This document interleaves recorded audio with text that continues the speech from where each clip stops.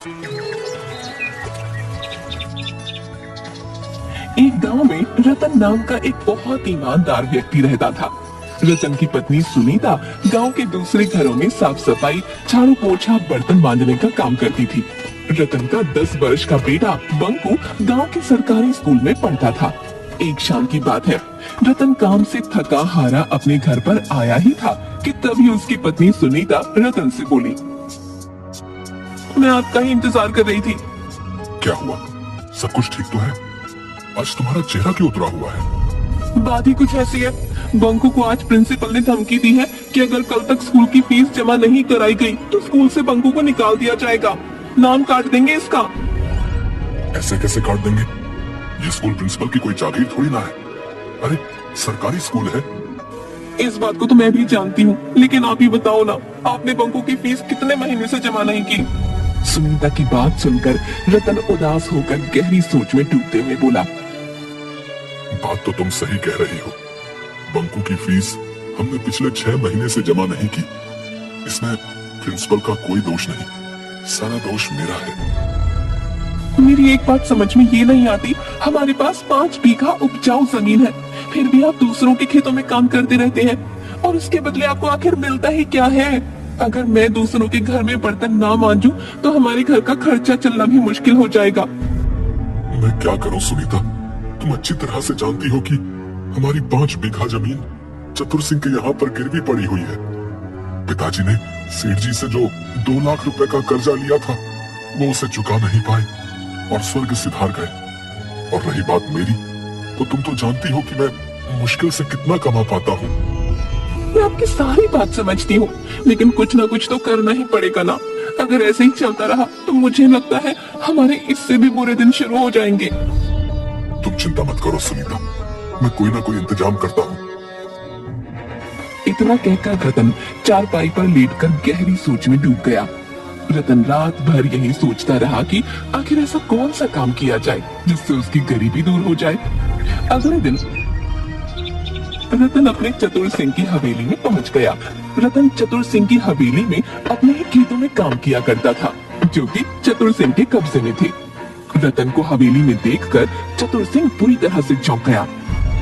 क्या बात है रतन, आज तुम खेत में काम पर नहीं गए? सुबह सुबह यहाँ क्यों चले आए भाई? आप तो जानते हैं सेठ जी की मेरा परिवार गरीबी की किस कगार पर खड़ा है और कल तो हद हो गई। क्यों भाई, कल ऐसा क्या हो गया जो तुम्हारे पैर हमारी हवेली तक आने के लिए मजबूर हो गए? कल स्कूल वालों ने मेरे बेटे बंकू को स्कूल से वापस कर दिया, ये बोलकर कि जब तक मैं उनकी पूरी फीस नहीं चुका देता तब तक बंकू स्कूल में नहीं पढ़ सकता। और यहाँ तक कि उन्होंने ये तक बोल दिया कि अगर कुछ दिनों के अंदर मैंने उनकी फीस नहीं चुकाई तो वो मेरे बेटे का नाम काट देंगे। तो इसमें हैरानी की क्या बात है? क्या तुम्हें पता नहीं कि गरीबों को अपने बच्चों को पढ़ाने का कोई अधिकार नहीं? अरे भाई, अपने बेटे से कहो कि तुम्हारे साथ मिलकर वो तुम्हारे काम में हाथ बटाए। अरे तुम ही सोचो, स्कूल में पढ़ाई करके उसे आखिर क्या मिलेगा? वैसे भी पढ़ लिख कर किसी की नौकरी तो लगती नहीं है। तुम्हारे साथ कुछ काम करेगा तो तुम्हें कुछ ना कुछ कमा कर ही देगा। ये कैसी बातें कर रहे हैं सेठ जी? आप चाहते हैं कि मैं अपने बच्चे की पढ़ाई छुड़वा दूं और उसे अपनी ही तरह अनपढ़ रहने दूं? अनपढ़ होना बुरी बात नहीं है रतन, गरीब होना बुरी बात है। अब तुम ये देखो, इस देश में न जाने कितने ऐसे नेता बनते हैं जिन्होंने कभी स्कूल की शक्ल तक नहीं देखी होती। इस देश में नेता किस प्रकार से बनते हैं और वो क्या करते हैं, मुझे इस बात से कोई लेना देना नहीं। मैं किसी भी कीमत पर अपने बेटे की शिक्षा नहीं छोड़वा सकता, क्योंकि शिक्षा ही हमारे आने वाले कल को सुधारता है। मुझे कोई शौक नहीं है ये बताने का कि तुम्हें क्या करना है। अब वो सब छोड़ो, ये बताओ कि तुम यहाँ पर क्यों आए हो? सेठ जी, मेरे खेत आपके यहाँ पर बरसों से गिरवी रखे हैं। मुझे अपने खेत होते हुए भी अपने ही खेतों में नौकरी करनी पड़ रही है और उसके बदले आप मुझे देते क्या है? मेरे खेत में जितने भी नौकर काम करते हैं उससे अधिक ही तुम्हें देता हूँ। अब तुम क्या चाहते हो? मैं आपसे ज्यादा कुछ नहीं चाहता सेठ जी, मैं बस ये चाहता हूँ कि मेरी पगार थोड़ी सी बढ़ा दी जाए और उस पगार में से थोड़े से पैसे मुझे अभी दे दिए जाए ताकि मैं बंकू की स्कूल की फीस जमा करा सकूं। रतन की बात सुनकर चतुर सिंह जोर जोर से हंसते हुए बोला, लगता है तुम्हारा दिमाग खराब हो गया रतन, हैं? तुम शायद भूल गए हो कि तुम्हारे पिताजी ने मुझसे 2 लाख का कर्जा लिया था, 2 लाख का। जी मुझे अच्छी तरह से याद है सेठ जी, और उस कर्ज को चुकाते चुकाते मुझे 20 बरस से अधिक हो गए हैं। मैं 15 साल का था जब से मैं अपने ही खेतों में दिन रात कोल्हू के बैल की तरह जुटा रहता हूँ, लेकिन ना के बराबर आपसे पगार लेता हूँ। उसके बावजूद भी आपके 2 लाख रुपए खत्म होने का नाम ही नहीं ले रहे। तुम जितना काम करते हो उतना तुम ले जाते हो, और रहा सवाल तुम्हारे खेत का, तो तुम्हारे पिताजी ने 2 लाख रुपए मुझसे उधार लिए थे, जो ब्याज मिलाकर आज की तारीख में कम से कम 10 लाख रुपए होते हैं। 10 लाख रुपए मुझे दे दो और अपने खेत वापस ले लो। उसके बाद अपनी मर्जी के मुताबिक अपने खेत में हल चलाना और फसल बोना। मैं तुमसे कोई सवाल नहीं करने वाला। तो क्या आप मेरी पगार नहीं बढ़ाएंगे सेठ जी? मैं बहुत मजबूरी में आपके पास आया हूँ। जिससे तुम मजबूरी कहते हो, हमारी भाषा में उसे बगावत कहते हैं, बगावत। और मैं बागियों की बात नहीं मानता और ना ही उन्हें काम पर रखता हूँ। अब सुनो तुम, अब से तुम्हें काम पर आने की कोई भी जरूरत नहीं है।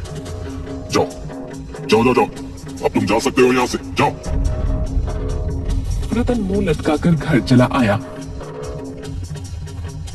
जहाँ पर उसका पड़ोसी बिरजू पहले से ही उसका इंतजार कर रहा था।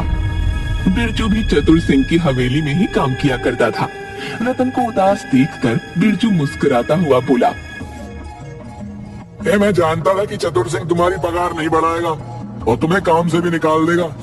तुम्हारे चेहरे की मायूसी बता रही है कि तुम्हारे साथ कुछ ऐसा ही हुआ है। तुमने बिल्कुल सही कहा बिरजू।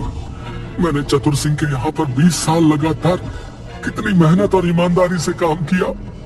आज जब मैंने अपनी पगार में कुछ रुपए बढ़ाने की बात की तो उसने मुझे काम से ही निकाल दिया। और तो और, जो मेरे पिताजी ने 2 लाख रुपए जो कर्ज लिए थे वो अब 10 लाख रुपए में परिवर्तित हो गए। बताओ।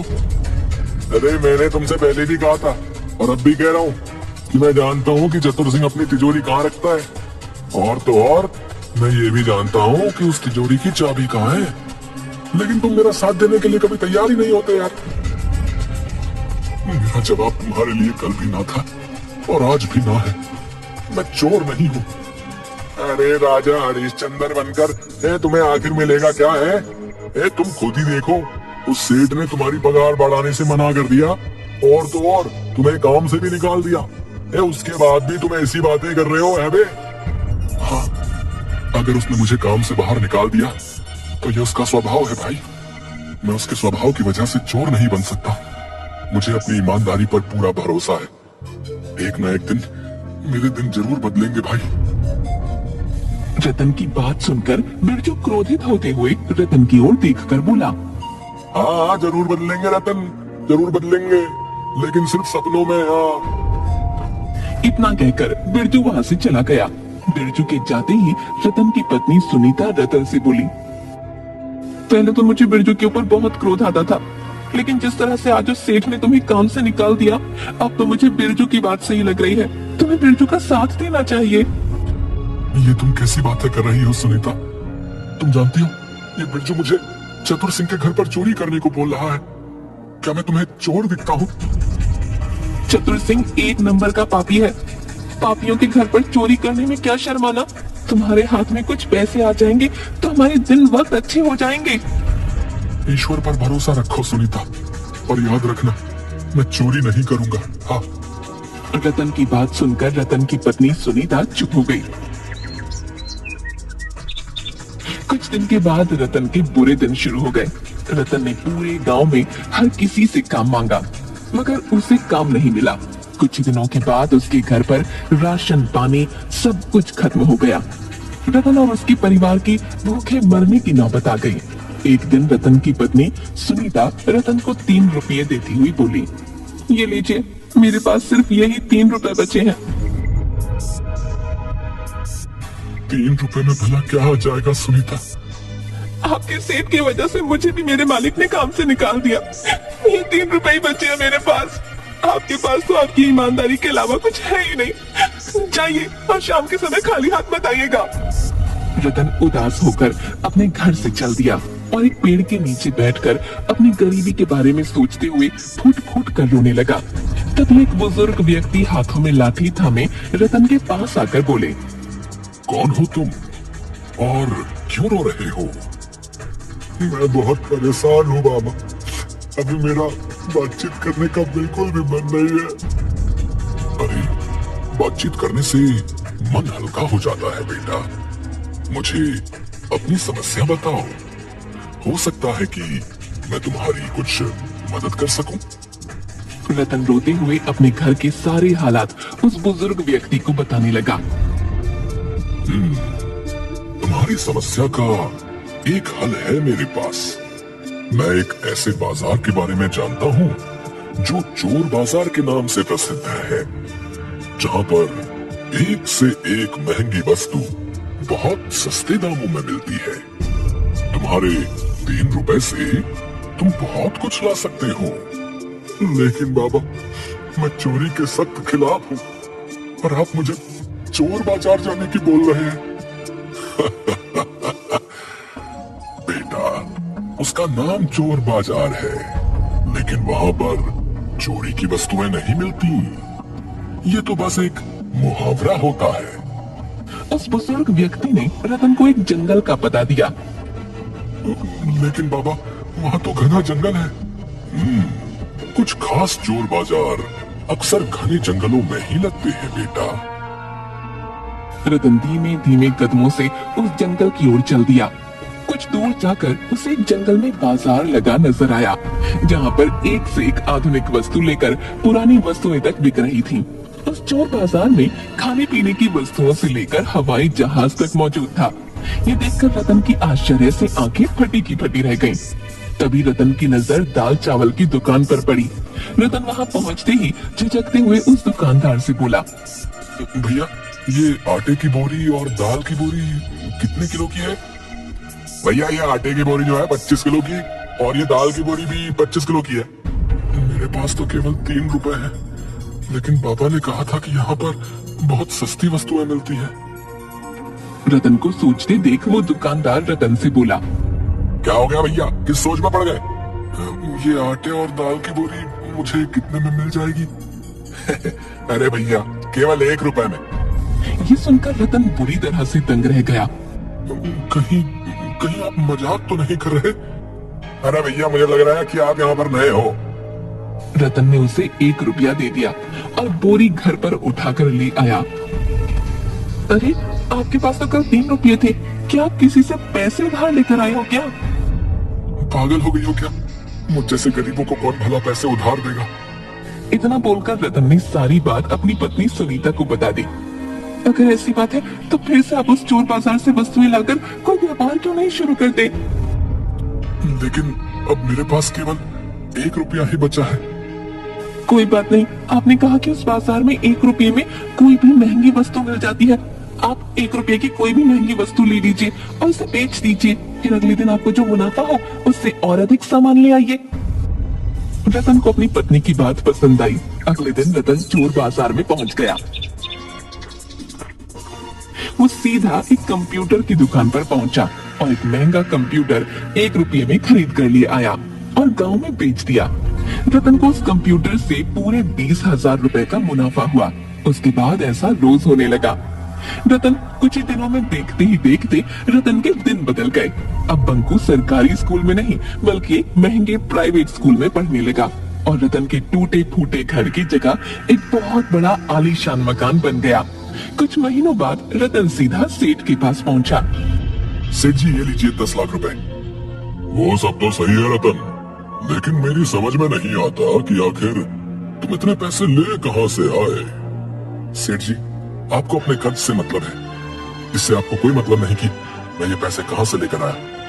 बाकी पूरा गांव जानता है कि मैं एक ईमानदार हूं, कोई भी गलत कार्य नहीं कर सकता।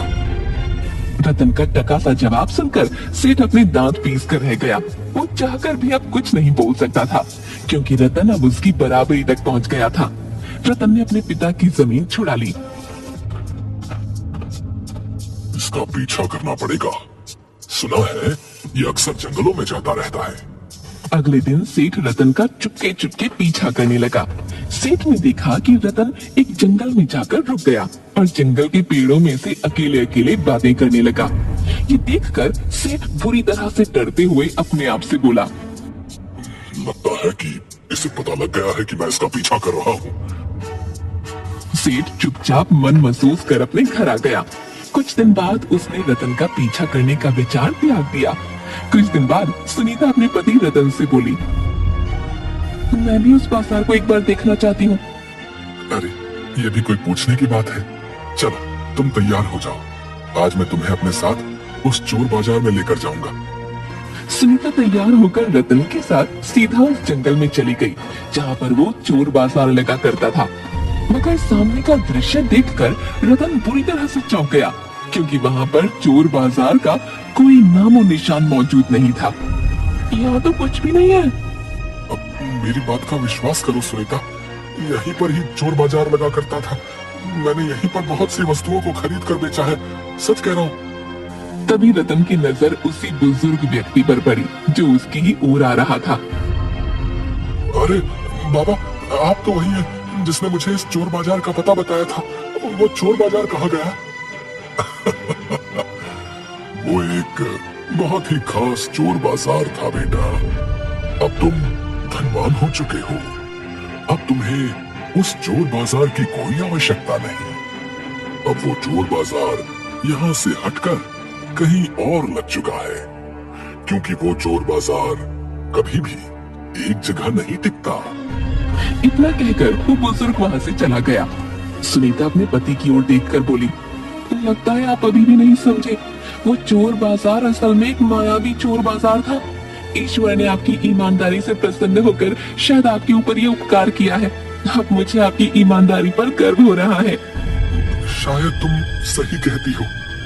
रतन अपनी पत्नी के साथ घर पर चला गया। वो आज भी सोचता है कि आखिर आज वो चोर बाजार कहाँ पर लगा होगा।